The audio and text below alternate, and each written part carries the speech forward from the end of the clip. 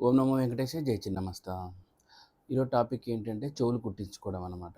చాలామంది అబ్బాయిలు అంటే పెద్ద జెంట్స్ అంటే వీళ్ళు కూడాను చెవులు కుట్టించుకుంటూ ఉంటారు కదా! మరి చెవులు నిజంగా అబ్బాయిలు కుట్టించుకోవచ్చా? అంటే యెస్, కుట్టించుకోవచ్చు.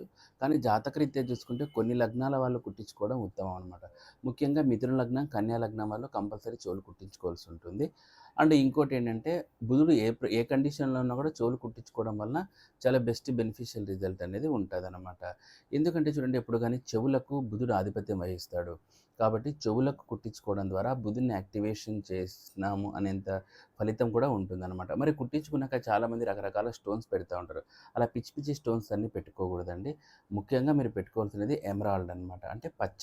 ఈ పచ్చ స్టోన్‌ని మటుకే చిన్న ఇంత స్టోన్‌ని మీరు చెవికి ధరించండి. యాక్చువల్లీ నాకు కూడా ఉంది. బట్ నేను ఎప్పుడో 15 ఇయర్స్ బ్యాక్ తెలియక కుట్టించుకున్నాను. బట్ నా లగ్నానికి అనుగుణంగా ఇది ఉంది కాబట్టి నేను ధరించొచ్చు. సో, నేను కూడా పెట్టుకుందామని ఇప్పుడు ట్రై చేస్తున్నాననమాట. సో, కాబట్టి ఎవరైనా స్టోన్స్ అంటే చెవులు కుట్టించుకోవాలనుకుంటే కుట్టించుకోండి. ఇక కుట్టించుకోకూడని లగ్నాలు ఏవేవి అంటే ముఖ్యంగా మేష లగ్నం వాళ్ళు కుట్టించుకోకపోవడం ఉత్తమము. వృశ్చికం వాళ్ళు అండ్ మకరం వాళ్ళు కూడా కొంచెం అవాయిడ్ చేయడం బెస్ట్.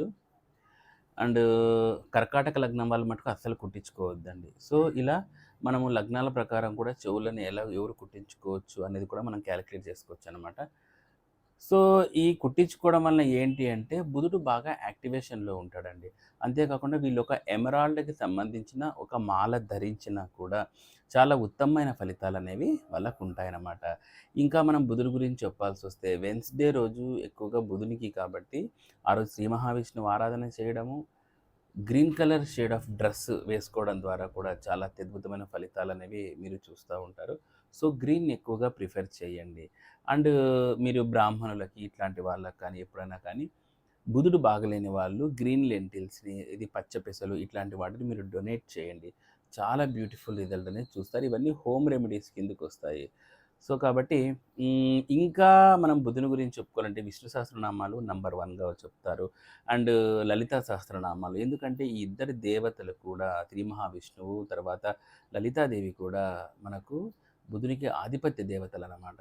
సో, కాబట్టి వీళ్ళను కొలవడం ద్వారా అత్యంత ఫలితాలనేటివి ఉంటాయి.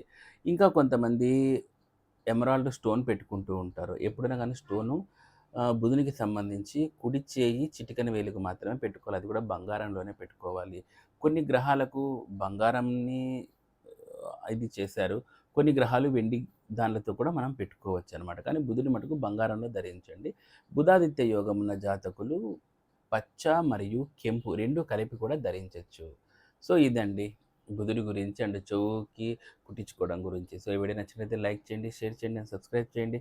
So, thanks for watching.